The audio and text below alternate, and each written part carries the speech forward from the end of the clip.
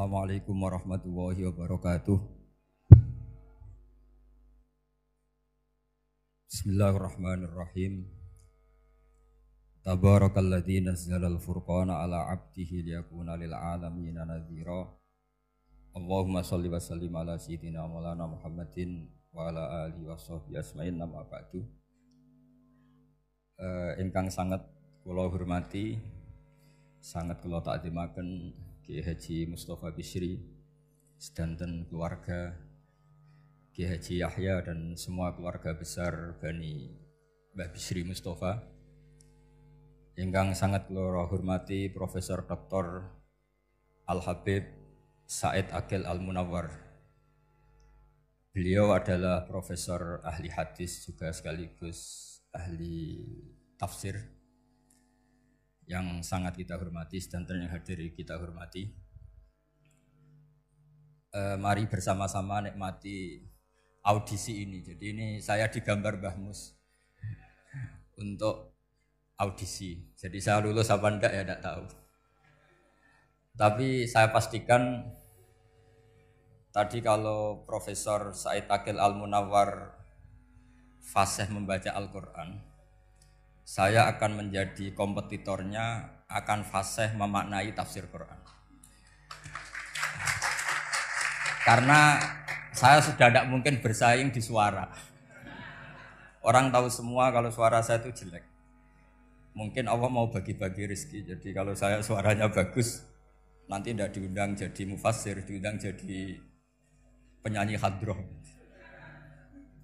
Jadi sudah itu saya nikmati saja. Begini,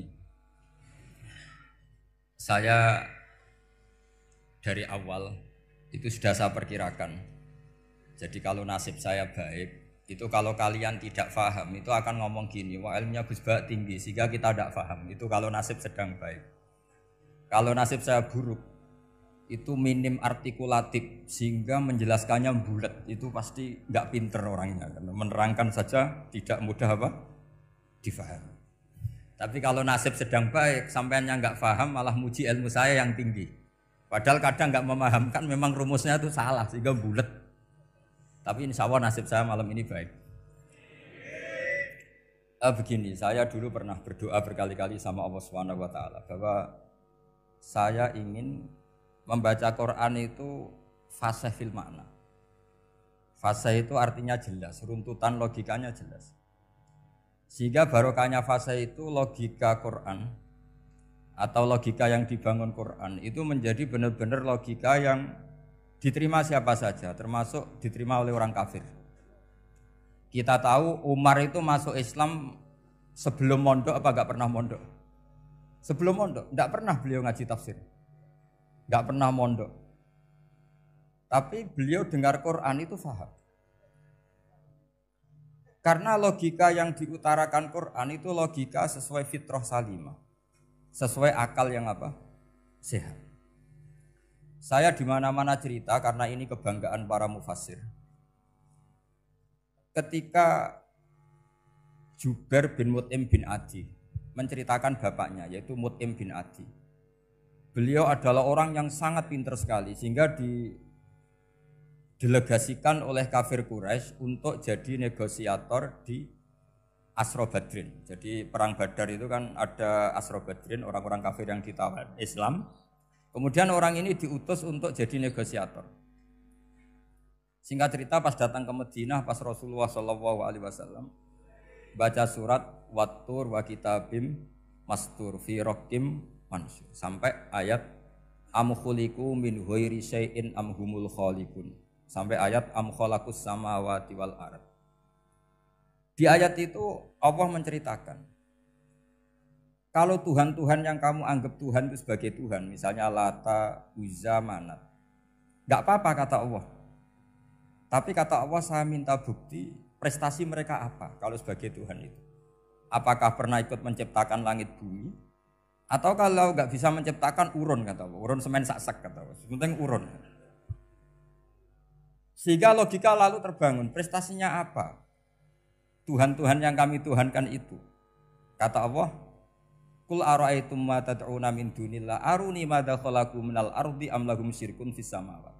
Kalau mereka Tuhan, tunjukkan prestasinya ke saya, kata Allah. Apakah mereka terlibat dalam penciptaan langit dan bumi?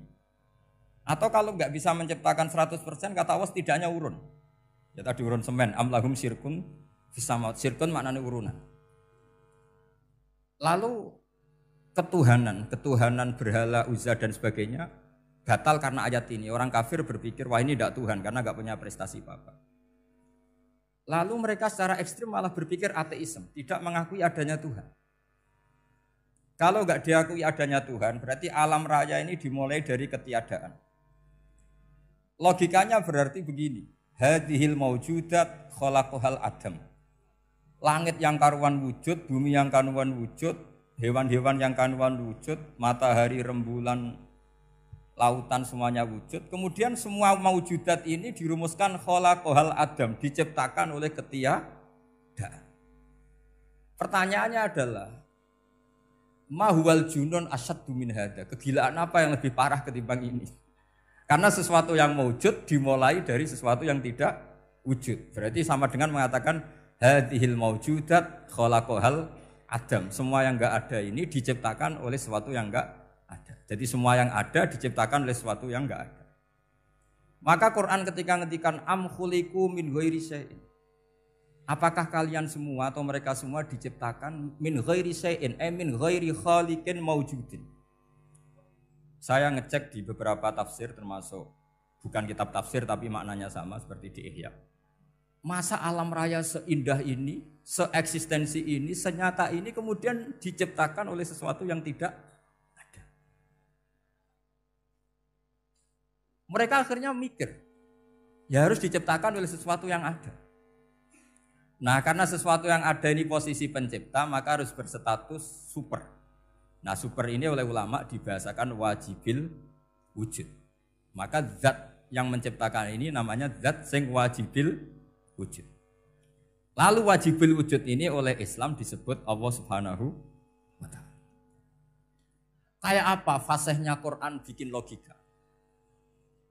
Atau orang yang jadi Tuhan itu yang mengklaim sebagai Tuhan? Itu juga mungkin, yang penting mewujud. Siapa itu? Fir'aun. Fir'aun itu mengaku sebagai Tuhan. Dia sudah sah dari segi dia wujud. Namanya orang wujud punya eksistensi, mungkin berkreasi. Saya ulang lagi, namanya orang wujud punya eksistensi, tentu mungkin berkreasi. Tapi pertanyaannya begini, ketika Musa tanya, pertama ditanya Musa, lalu kamu kalau menyembah selain saya, nyembah siapa? Kata Musa, Rabbul Alamin. Siapa Rabbul Alamin? Rabbus samawati wal ardi, yang menuhani langit bumi. Terus kata Fir'aun, tidak jawab, manggil Haman. Haman, kamu kan arsitektur, coba ibnili sorhal ali abluhul asbab. Ya Haman ibnili sorhal ali abluhul asbab. Bangunkan sebuah piramida yang tinggi, la'ali at-tali'u ila ilahi Musa. Saya ingin melihat Tuhannya Musa. Lalu kemungkinan Tuhan di bumi, kata Fir'aun, ma'alim tulakum min ilahin ghairi. Kemana-mana saya melihat yang jadi Tuhan saya. Musa ngerti kalau Fir'aun ini pekok cara bahasa Jawa itu. Itu menerangkan sifatnya Allah itu dengan sifat yang sederhana. Tapi justru dengan sederhana ini Fir'aun tidak bisa jawab.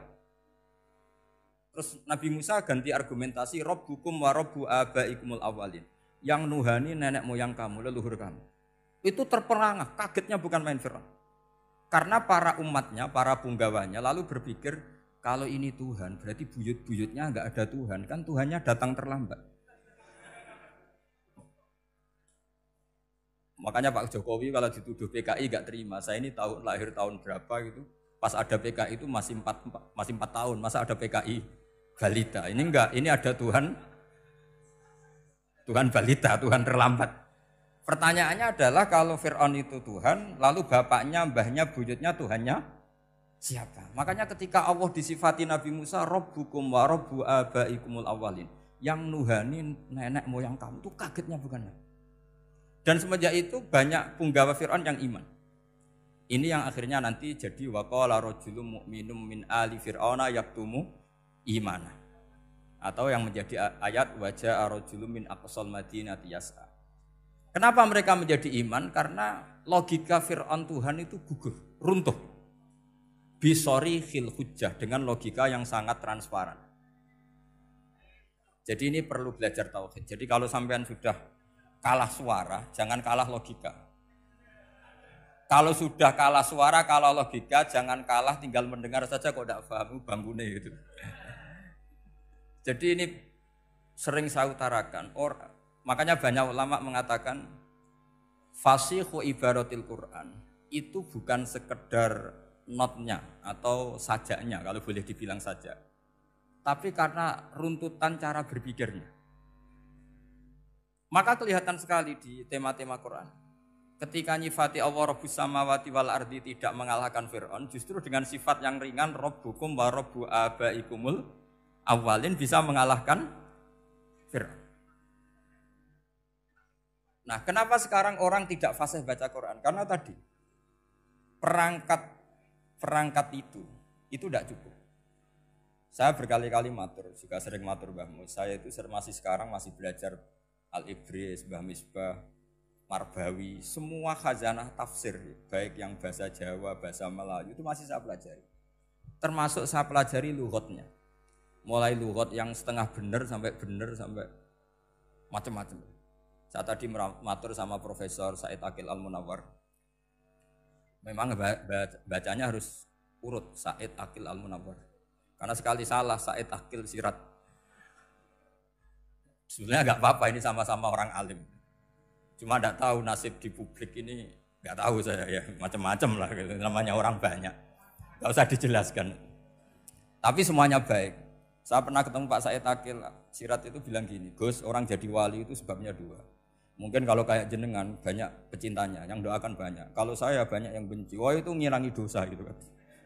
Batinku dasar wong alim bener woy. Jadi beliau nikmati memang itu. Karena mbah-mbahnya beliau itu sama dengan mbah saya yang dari keluarga Kudus. Buyut saya itu kakaknya buyutnya Pak Said Aqil. Jadi makanya jangan pernah benci orang alim. Orang alim bulet atau kayak opo itu masih saja punya alasan. Saya itu dengar Kiai Bisri, cerita Kiai Bisri itu tidak ada yang serius. Dulu ketika ada polemik haji yang mu'alim, itu orang kumpul semua di sini. Kata Kiai Bisri, sudah nunggu Mbah Fadl. Mbah Fadl sudah di rumah. Ngiranya orang itu ya Mbah Fadl rawuh dileteh. Setelah lama Mbah Fadl tidak datang. Loh Kiai Bisri Mbah Fadl tidak datang. Lah ya di rumah. Lah mana kok tidak ada? Ya di rumahnya sendiri. Karena beliau enggak pernah bilang di rumahnya. Orang saja yang kepikiran kalau itu rumah leteh. Itu mirip seperti guyonannya Rasulullah SAW. Nabi itu kalau guyon itu tidak pernah bohong. Makanya di tiba itu disebut wayam zahu wala yaqulu illa haqqan. Nabi itu ya guyon, tapi enggak pernah bohong. Yang bohong kan khayal kamu. Masyhur itu ada orang sepuh sowan Nabi. Di kitab saya itu perempuan, tapi di beberapa kitab lelaki. Saya tidak tahu pastinya berapa. Biasanya ahli hadis mentahmilkan ta'addudul qissaten atau ta'addudul waqi'aten. Oke, kita bayangkan itu perempuan. Ya Rasulullah, saya ini tergesa-gesa, nanti takut kemalaman. Ini orang sepuh. Jadi jangan kamu bayangkan Nabi suami wong ayu nom nanti jadi hok. Orang sepuh. Oh di sini aja, enggak usah tergesa-gesa pulang kata Rasul. Lah nanti gimana? Saya jalan kaki ya Rasulullah sampai kampung saya itu nanti malam. Kata Nabi, la ahmilan naki alab hinako. Santai saja nanti tak pinjemin anaknya unta. Kata perempuan tadi, ma fa'altu bibninako. Apa yang bisa saya lakukan dengan anaknya unta? Sudah tenang saja kata Nabi. Setelah mau pulang, disiapkan unta, ya unta tua, unta layak dinaikin. Ya Rasulullah ini kok unta tua, katanya anaknya unta. Nabi dengan santai, oh masih tua ya anak unta. Jadi itu menafsirkan anaknya unta cilik itu kan pikirannya kamu kan. Sebetulnya anak unta itu ya tua pun anak unta. Maka saya itu yang termasuk bangga. Nasib saya nanti insya Allah kayak Gus Mus, kayak Gus Dur. Sampai tua dipanggil Gus. Tapi saya niatnya lebih buruk. Supaya nanti kalau saya salah pantas ngijek Gus. Tapi dalam kompetisi kadang Gus itu kalah. Itu dulu di Pondok Sarang itu kalau ke WC itu antri. Itu yang di WC didodok. Supaya cepat keluar. Ayo cepat keluar, saya Gus. Dikira teror Gus itu yang di WC menjadi takut. Yang dalam WC gak kalah, saya malah kiai. Iya. Jadi memang kacau, kalau sudah logika itu kacau. Tapi di Ihya kitab yang populer dikaji di pesantren, itu ada babnya. Qadiyat itu pengarang tentang betapa wajibnya takzim sama Rasulullah. Tapi punya bab mizahun Nabi, guyonan-guyonannya Kanjeng. Cuma Nabi seninya tadi, wala yaqulu illa haqqan. Meskipun guyon itu enggak pernah bohong, itu butuh seni itu. Bohong guyon tapi tidak pernah bohong. Tapi umatnya ada saja yang pernah niru, ya termasuk Ki Bisri tadi. Sudah nunggu Mbah Fadl, sudah di dalam. Ketika ditunggu ternyata ya dalamnya Mbah Fadl sendiri, bukan di dalam Ada seorang raja yang gemar kawin karena orang Arab gemar kawin. Itu setiap ada perempuan cantik ingin dinikah. Nikah itu masih baik, jadi sama ndak usah anti. Soal kamu dengki sama orang poligami itu ya hasut gitu. Yang layak biar poligami, asal ada yang mau dan siap-siap ada tambah satu, hilang satu. Biasanya kan gitu. Singkat cerita dia itu cinta sama seorang perempuan. Nah perempuan itu ditanya-tanyakan sama pemuda situ ajudan dia. Gimana saya boleh nikah itu? Jawabannya tadi kaifatang kihuha wa qad ra'aitu qabbalaha rajul. Kok kamu nikahi gimana? Saya pernah melihat dia itu dicium seorang lelaki. Kamu itu seorang raja, masa nikahi perempuan yang pernah dicium seorang lelaki? Wah itu miso-miso raja. Udah enggak. Saya ini raja muslim soleh, masa nikahi orang yang pernah dicium lelaki? Suatu saat si pemuda ini menikahi perempuan itu. Mangkelnya bukan main, karena dia saingan sama raja, gak mungkin menang. Satu-satunya menang itu bikin hoax tadi itu. Ini cerita ini di Ithaf, di sarahnya Ihya. Kamu kira di cerita Alfu Yaumin wa Lailatin Abu Nawas, enggak, ini cerita di Ithaf. Kitab yang sangat sakral karena sarahnya apa? Ihya. Setelah nikah, maki-maki raja. Orang tidak punya harga diri, perempuan pernah dicium orang kok dinikahi. Tadri mandalikar rojul, kamu tahu siapa lelaki itu? Gua abuha, yaitu bapaknya. Oh terrajan wasem, enggak ngerti gue gitu. Jadi apa? Kiai-kiai dulu itu rileks. Sehingga saya datang ke sini ketika diminta sama Mbah Mus. Sebenarnya enggak diminta, diperintahkan. Karena pasti pakai agak-agak otoriter gitu. Karena di atas kita, jauh di atas kita. Mbah Mun guru saja manggil beliau Lek. Karena kita tahu Mbah Mus punya ibu, ibunya itu binti Khalil Harun. Mbah Khalil itu, saya punya manakibnya banyak tentang Mbah Khalil Harun. Jadi beliau itu adiknya Umar Harun. Mbah Umar Harun itu dulu alim-alimnya Ki Sarang, setelah Mbah Ghazali itu Mbah Umar Harun. Termasuk Mbah Khalil Harun yang ngaji sama kakaknya Umar Harun. Setelah beliau alim alama, singkat cerita setelah menyelesaikan pendidikan, pindah ke Kasingan itu dibawain santri oleh kakaknya, namanya Umar Harun. Nah Mbah Harun itu punya istri namanya Mbah Sinto, itu saudaranya Mbah Ghazali. Makanya Mbah Mun manggil Mbah Mus itu Lek, karena Mbah Mun ke Mbah Ghazali itu Mbah Mun Nyai Mahmudah binti Ahmad. Ahmad ini bin Su'aib. Su'aib ini juga menantunya Mbah Ghazali. Terus Mbah Ghazali, berarti Mbah Mun dari Mbah Ghazali generasi kelima. Kalau Mbah Mus kira-kira ya Mbah Mus, Nyai Bisri, Mbah Khalil. Nah Nyai Sinto ini sudah saudaranya apa? Mbah Ghazali. Berarti Mbah Mun dengan Gus Mus itu kalah satu tokoh di urutan nasab. Makanya manggil apa? Lek. Tapi Mbah Mus orang baik, tidak pernah manfaatkan itu. Yang sering manfaatkan Mbah Nawawi itu.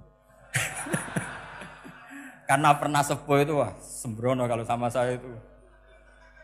Saya di mana-mana itu digosipkan murid beliau.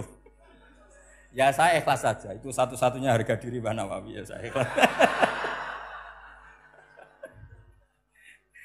Saya ikhlasnya. Jadi karena memang saya manggil beliau juga memang pernah nyembah. Buyut saya kandung itu namanya Maimunah, itu mbaknya Mbah Dowi. Jadi saya ini juga Bani Lasem. Buyut saya kandung namanya Maimunah, istrinya Mbah Umar bin Arabi. Melahirkan mbah saya sampai ibu saya sampai saya. Saya teruskan. Jadi cobalah Quran itu dibaca secara fasih. Kalau ingin baca fasih caranya gimana? Kamu harus belajar balaghah, belajar lisanul Arab, belajar mantek, belajar logika. Nah, kalau logika itu tidak sampai, cari muhalnya. Ini fatwanya Said Robdon Al-Buti, juga fatwanya semua ulama usul fikih. Saya ulang lagi ya, kalau logika kamu nggak paham, cari sisi muhalnya. Saya ulang lagi, cari sisi muhalnya. Misalnya kamu angan-angan tentang Allah nggak dok. Sedurunge Allah iku sapa? Misalnya kamu angan-angan gitu. Sama agama tentu itu dilarang, tapi orang filsafat tetap saja nyari itu. Lalu hentikan pencarian itu, yaitu tadi katakan saja hadhil maujudat yastakhilu ayyakhluqal adam. Sesuatu yang maujud tentu enggak mungkin disebabkan oleh sesuatu yang tidak ada. Fa innal adama la yu'athiru aslan wala yakhluqu aslan. Namanya sesuatu yang enggak ada pasti tidak berstatus pencipta. Namanya saja enggak ada. Akhirnya la budda min ayyasbiqa hadzal alam maujudun. Maka alam ini harus didahului sesuatu yang maujud. Lah maujud ini yang oleh Islam disebut Allah Subhanahu wa taala. Sudah selesai di sini. Tinggal delok TV, tinggal ngopi, turu sampai setannya setruk karena nunggu mau bikin was-was itu lagi. Loh saya itu termasuk kiai paling sering lihat sinetron. Kadang ya lihat Mak Lampir itu sering sekali. Sampai istri saya itu protes, Gus, dengan kata orang banyak orang alim kok senengane delok Mak Lampir. Karena setan mau menggoda saya tentang berpikir Allah. Jadi dia ngenteni. Kok malah mikir Mak Lampir gitu. Setelah lihat Mak Lampir biasanya saya itu lapar, terus makan. Habis makan tidur. Setannya masih nunggu mau was-was. Ternyata saya habis bangun ngopi lagi. Kadang lihat berita orang ditangkap KPK, macam-macam. Ini penting saya utarakan supaya setan itu tidak menang. Jadi ciri utama setan itu kata Rasulullah SAW, setan ini goda umatku, hadhil jibal khalaqaha Allah, hadhil ardo khalaqaha Allah, hadhil bihar khalaqaha Allah, faman khalaqaha Allah. Itu makanya banyak orang jurusan filsafat keblinger karena tanya Allah itu siapa. Kata Rasulullah, jika sampai ini maka kamu harus berhenti. Loh, berhenti tanpa dialihkan ke yang lain kan susah. Tinggal aja lihat dulu sinetron. Ya paling gampang ya Mak Lampir, kan ada takut-takutnya sedikit. Karena kalau lihat sinetron anak-anak milenial itu kalau ada artis cantik sampai nangis. Karena istri kamu tidak seperti itu. Jadi ini trik ya. Trik supaya melihat TV tapi tidak nyesal. Makanya saya milihnya Anggreng Darmo, Mak Lampir. Ya saya nggak mikir maknanya, butuhnya setan ben mangkok itu. Karena ngenteni saya mikir itu, ternyata tidak mikir itu lagi. Jadi makom saya itu beda, sama-sama lihat sinetron. Mungkin saya jadi wali karena lihat sinetron. Mungkin ya. Makanya banyak wali itu nggak bisa diduga. Banyak orang jadi wali itu justru karena makan, justru karena melakukan hal-hal yang cara orang banyak itu salah. Itu Abu Yazid Al-Bustami itu pernah tanya sama Allah. Kamu nggak usah bayangkan caranya tanya gimana. Enggak wali ya enggak tuh. Sudah enggak usah tanya itu. Tanya gini, ya Allah, orang sesregep saya dalam ibadah sedekat ini sama jenengan.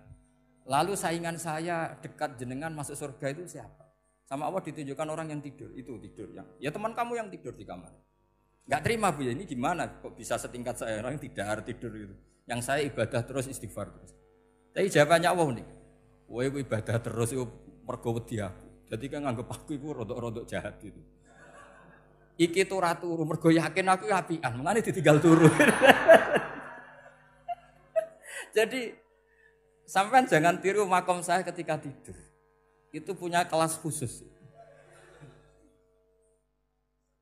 Tapi jangan tiru, ini cerita saja, sampean ndak harus niru.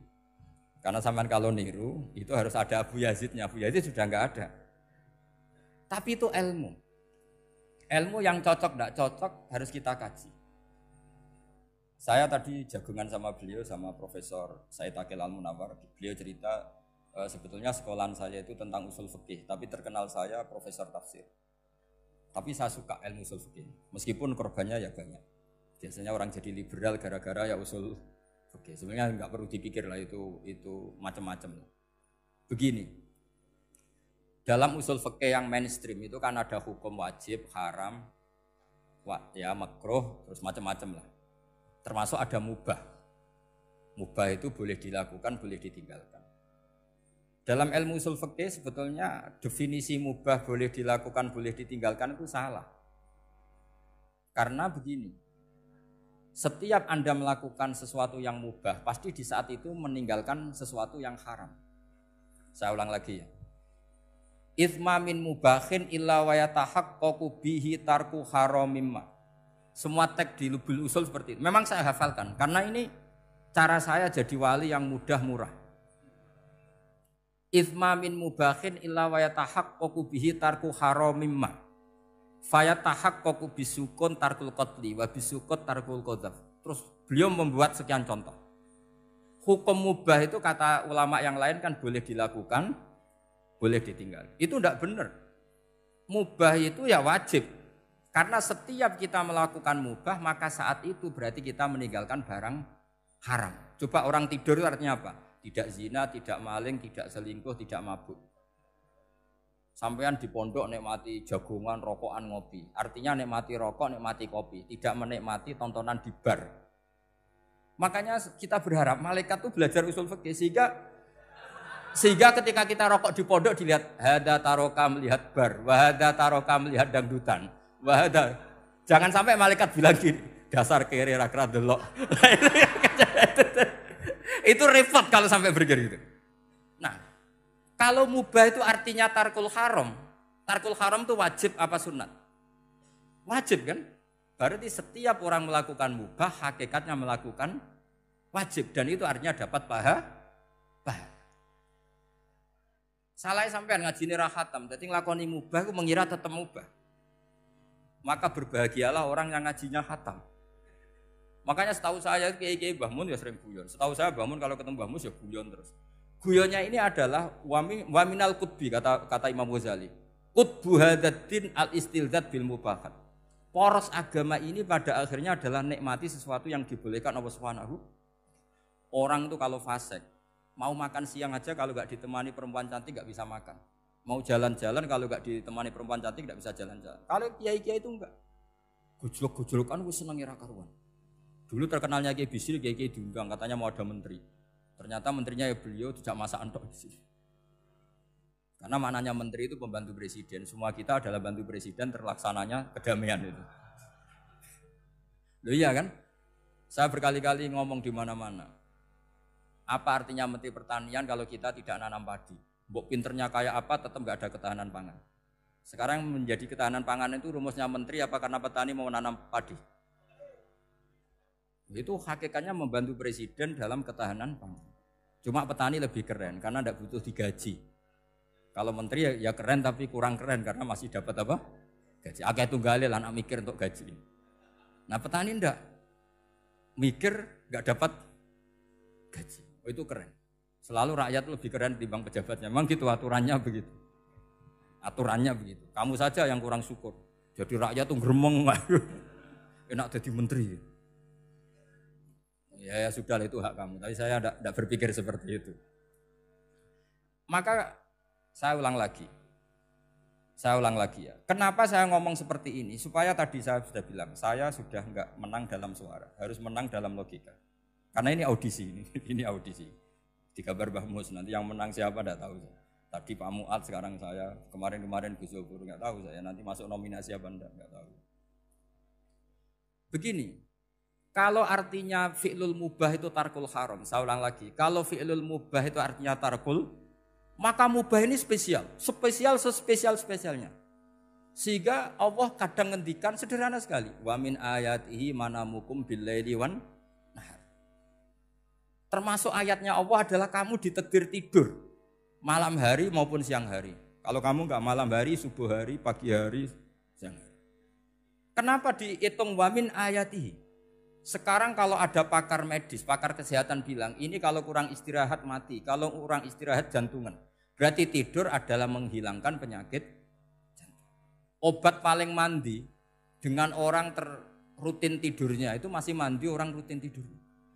Kamu beli obat harganya 1 miliar, tapi gak pernah tidur 3 hari, tetap taqabbalallahu minna minkum taqabbal ya karim. Maka yang penting itu obatnya apa tidurnya? Tidurnya yang dibantu obat. Tapi kalau obat tok gak dibantu tidur, masih sakit. Berarti penting mana tidur sama obat? Karena penting tidur wa min ayatihi.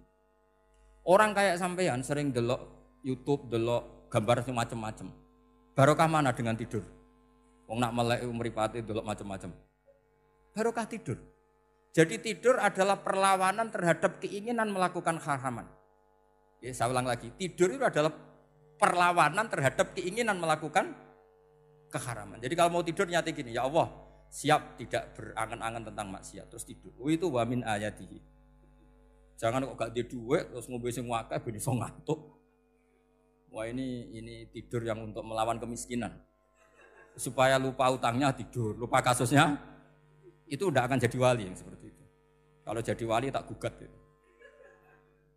Nah, sehingga karena mubah itu tarkul haram, Allah itu sering menghitung ibadah yang super itu halal mubah. Misalnya Allah ngendikan kulu washrobu, kamu harus makan. Sekarang gini, jaga kesehatan itu wajib enggak? Wajib. Kalau saya tidak sehat tidak bisa ngaji di sini.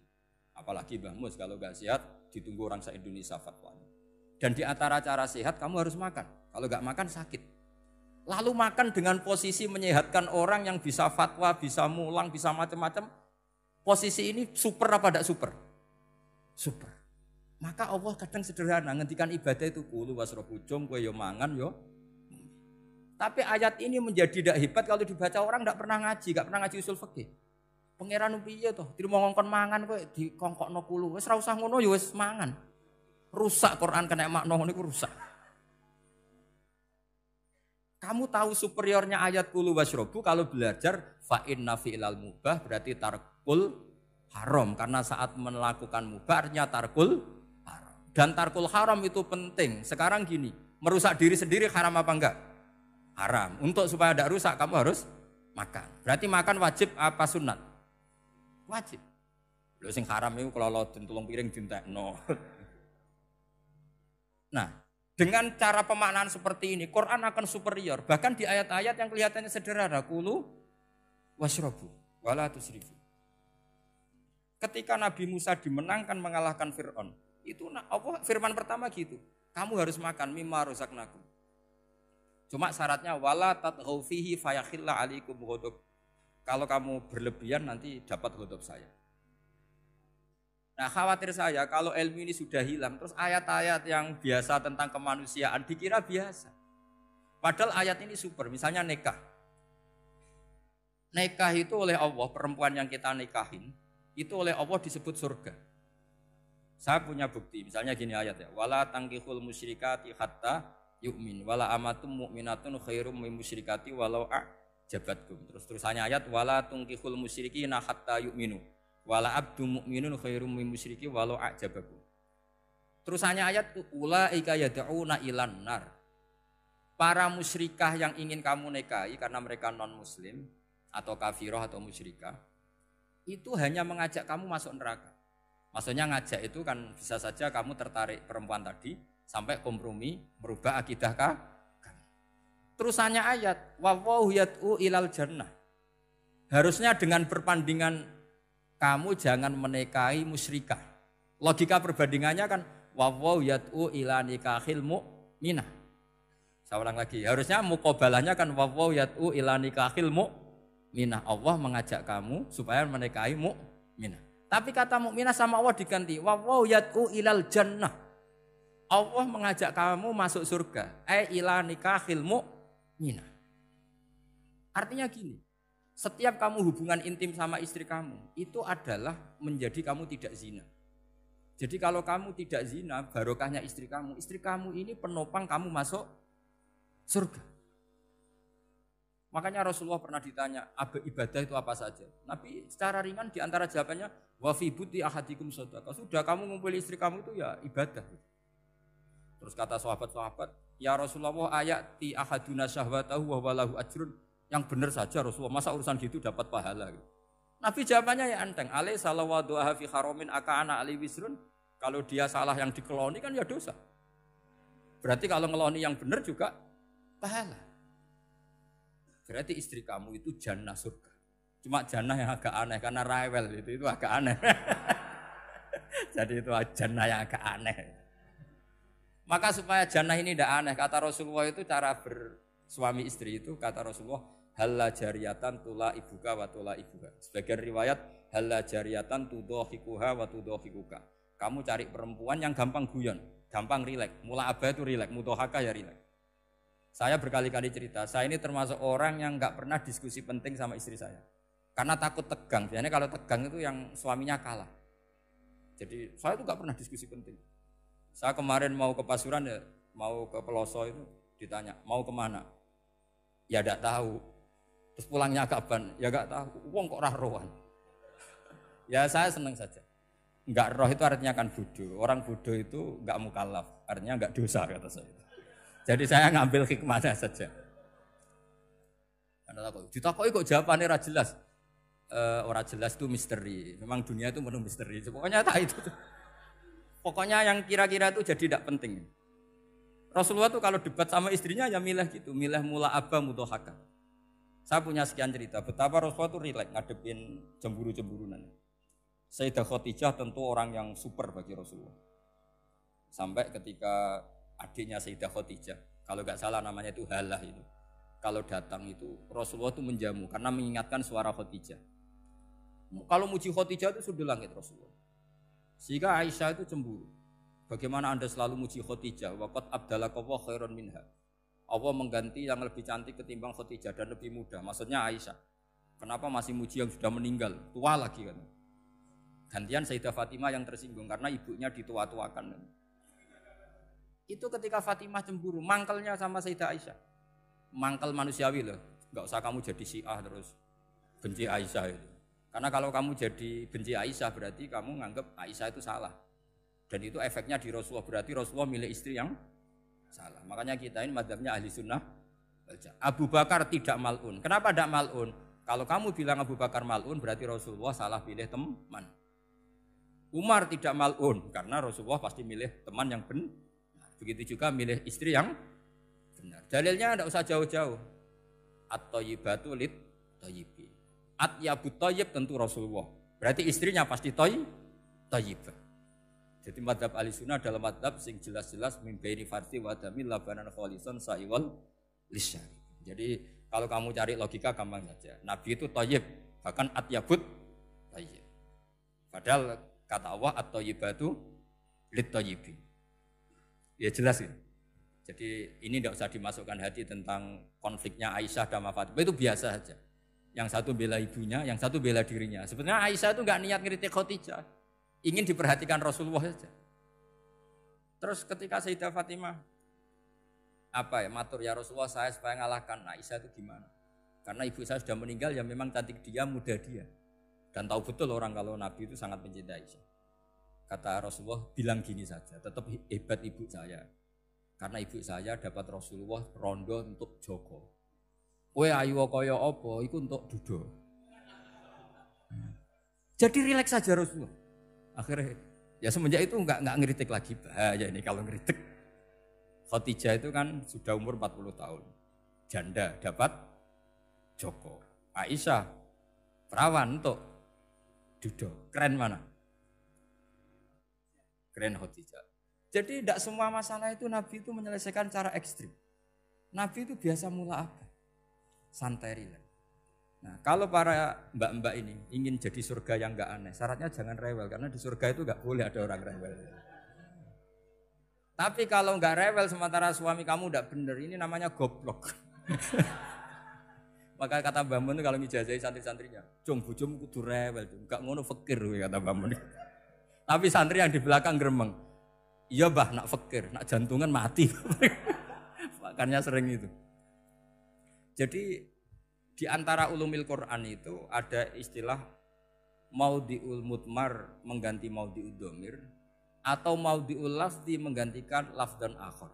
Itu memang agak jadi ilmu tafsir. Tapi bagi pelakunya itu menjadi gampang. Ya tadi, ketika Allah melarang nikah hal musyrikah, saya ulang lagi. Ketika Allah melarang nikah hal musyrikah, normalnya perbandingannya kan wallahu yad'u ila nikahil mu'minah. Tapi sama Allah digenti. Wallahu yad'u ilal jannah. Itu menunjukkan bahwa nikahul mukminah adalah al jannah. Karena kamu hubungan intim ya ibadah.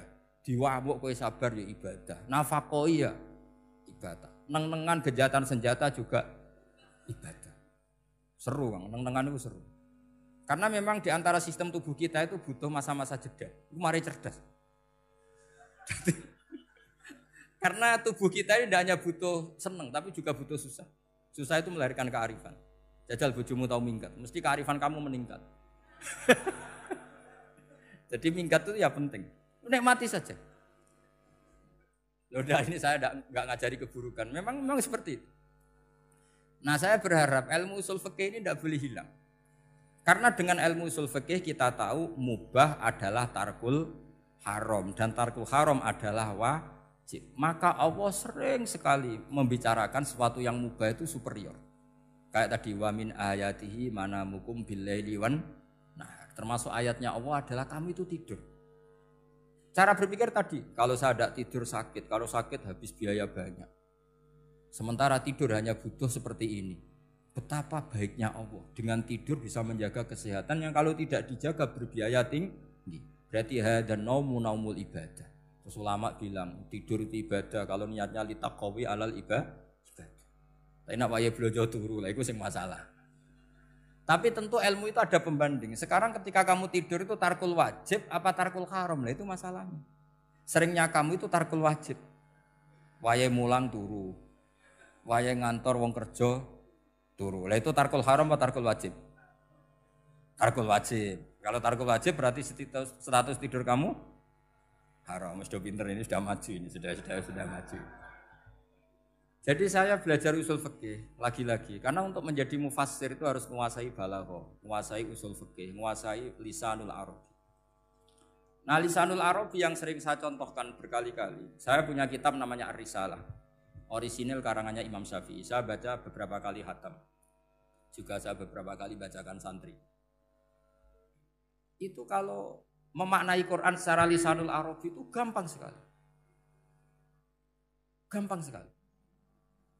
Ketika Imam Syafi'i mengatakan kamu boleh tayamum ketika bepergian dan saat bepergian itu tidak menemukan air. Syaratnya kamu tolabul ma, cari-cari dulu. Ketika ditanya sama ashabus Syafi'i, kenapa harus cari-cari dulu? Jawabannya enteng. Li'anna Allah ta'ala yaqul falam tajidu ma'an wala yuqalu liman lam yatlub lam yajid. Karena Allah ngendikan kemudian kamu tidak menemukan air. Di mana-mana tidak menemukan setelah mencari. Kalau belum mencari namanya tidak tahu. Jadi dari kata falam tajidumaan kemudian kamu tidak menemukan. Tidak menemukan berarti apa? Setelah mencari. Sehingga beliau mensyaratkan dicari-cari dulu baru berkesimpulan tidak menemukan. Nah, setelah tidak menemukan kamu baru boleh tayang. Segampang itu ilmu usul fikih di depan Imam Syafi'i. Ulumul Quran dianalisis dengan usul fikih. Ketika ditanya kenapa Anda mensyaratkan nikah itu pakai wali? Ayatnya apa? Kalau hadisnya jelas, la nikaha illa biwaliyin mursyidin. Ayatnya apa? Imam Syafi'i secara enteng baca ayat fala ta'duluhunna ayyankihna azwajahunna idza tarawdu bainahum bil ma'ruf. Jika wanita yang kamu waleni, saya ulang lagi, jika perempuan yang kamu walikan, misalnya kamu punya anak yang umur 20 tahun ingin nikah sama seseorang. Seseorang ini layak. Ya misalnya kiai ya apal Alfiyah. Tadi kata Mbah Mus itu muridnya Mbah Khalil itu Alfiyah diwolak-walik apa. Saking seringnya belajar Alfiyah kata beliau sampai santri apal Alfiyah wolak-walik tapi ora roh carane jamak kosor. Karena dulu pondoknya mau pondok nahwu. Jadi kayak di nglirap itu. Tonggone nganti apal fa'ala yaf'ulu fa'lan. Cinone wis apal saking bedino itu ujiane ra selawatan fa'ala yaf'ulu fa'lan wa ma fa'lan wa fa'ilun. Jadi pondok ya macam-macam. Itu saya tadi sampai mana itu? Tentang apa? Wali nikah tadi. Di bab fikih, saya ulang lagi di bab fikih. Itu kata Allah, jika perempuan yang kamu walikan itu ingin nikah, fala ta'duluhunna, jangan kamu larang. Kata Imam Syafi'i, kalau seorang wali tidak punya hak mewalikan, maka larangan jangan menghalangi itu tidak ada gunanya. Misalnya gini, Zaid itu tidak punya utang saya ulang lagi, Zaid tidak punya utang saya. Memang ini ilmu logika, Zaid tidak punya utang saya. Terus sampean bilang ke saya gini, Gus Bah, Zaid ojo tagih. Itu omongannya wong aneh apa enggak? Aneh kan? Tapi kalau Zaid punya utang saya 1 juta, terus kamu menasihati saya, Gus Zaid ojo tagih. Benar apa enggak? Wali itu punya hak melarang. Saya ulang lagi, wali berarti punya hak melarang putrinya tidak nikah. Sehingga diperintahkan Allah, kamu jangan pernah melarang.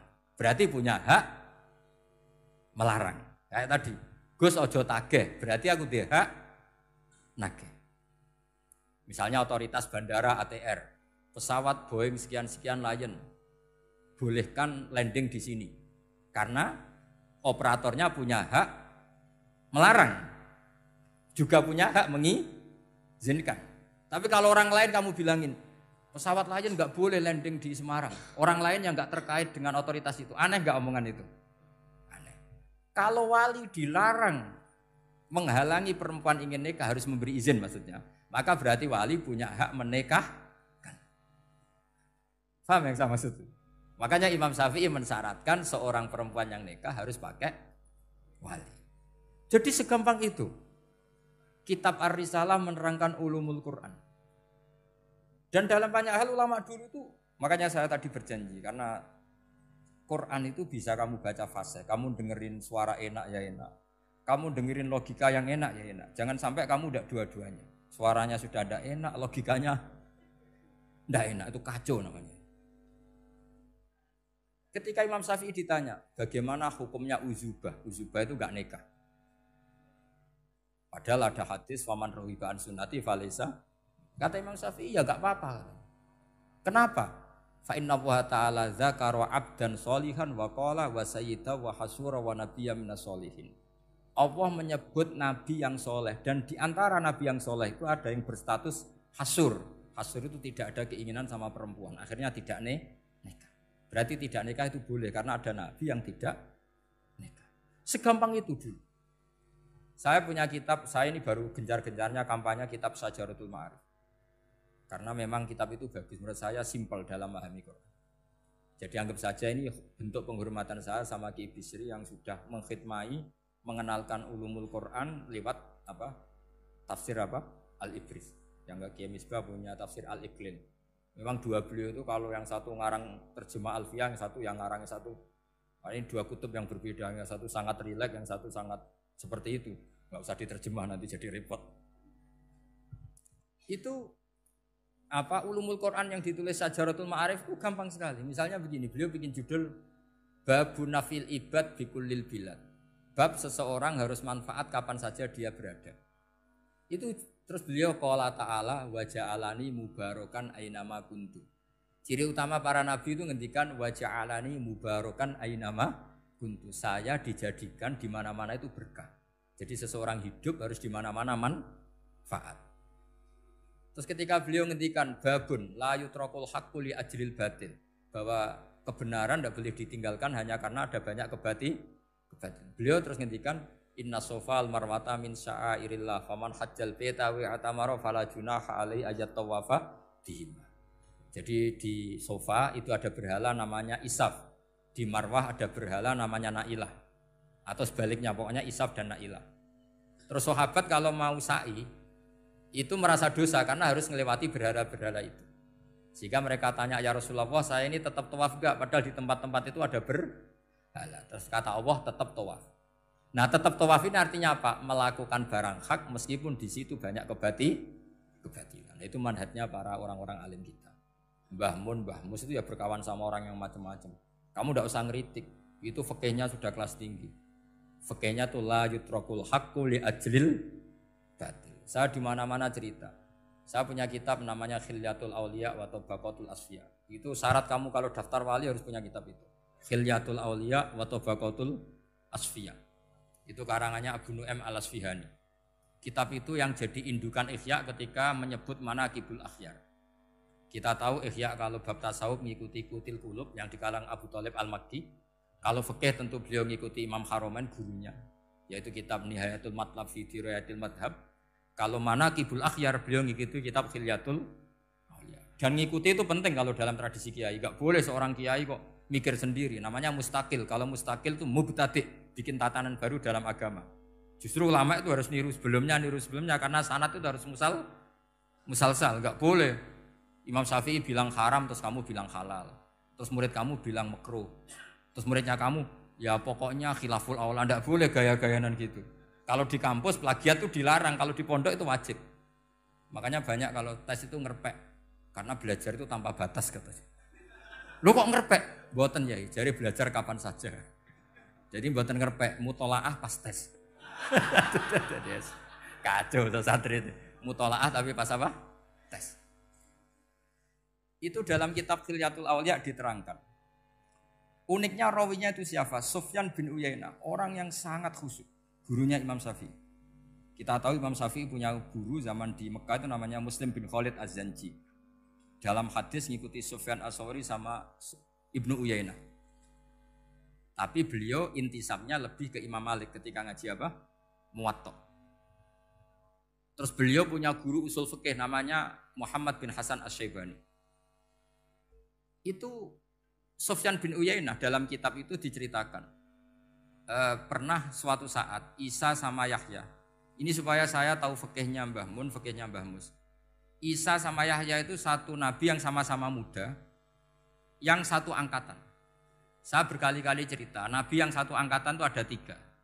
Tapi yang 2 ini enggak level, yaitu Ibrahim dan Lut. Tapi enggak level karena Lut itu adalah pernah keponakan siapa? Ibrahim. Musa dan Harun, tapi Harun itu enggak levelnya Musa karena dia jadi nabi berdasar proposal Nabi Musa. Jadi Nabi Musa itu alsak, agak pelak. Sehingga beliau kalau menjelaskan kesulitan, terus pakai jubir. Makanya kemarin-kemarin itu ada wali yang kalau ngomong pakai apa? Jubir. Akhirnya Nabi Musa ngendikan apa? Waj'alli waziran min ahli Haruna akhi usdud bihi azri wa asyrikhu fi amri. Ya Allah, saya ini lisannya agak pati fasih. Tolong Harun sing huwa afsahu minni lisanan. Yang lisannya lebih fasih tolong jadikan nabi. Sama Allah dituruti, Harun jadi apa? Nabi. Tapi yang dapat wahyu Musa, jadi dia hanya jubir. Makanya seangkatan tapi tidak level.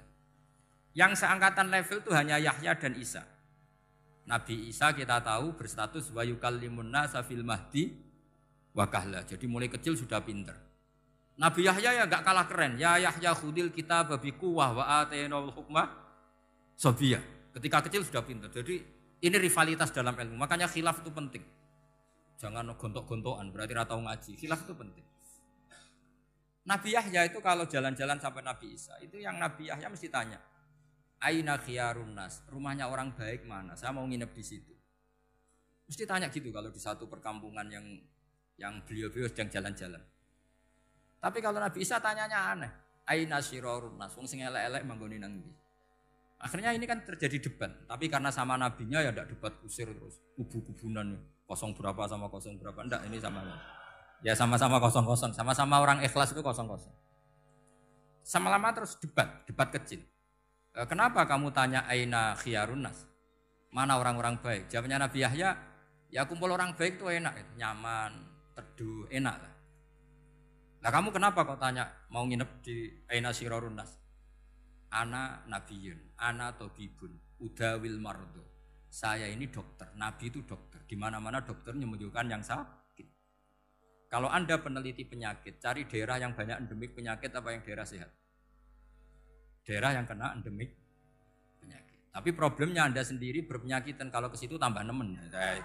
Ya sama, kalau kamu kira-kira tidak kuat ya jangan kumpul orang yang seperti itu. Kamu tidak kuat kan, malah katut.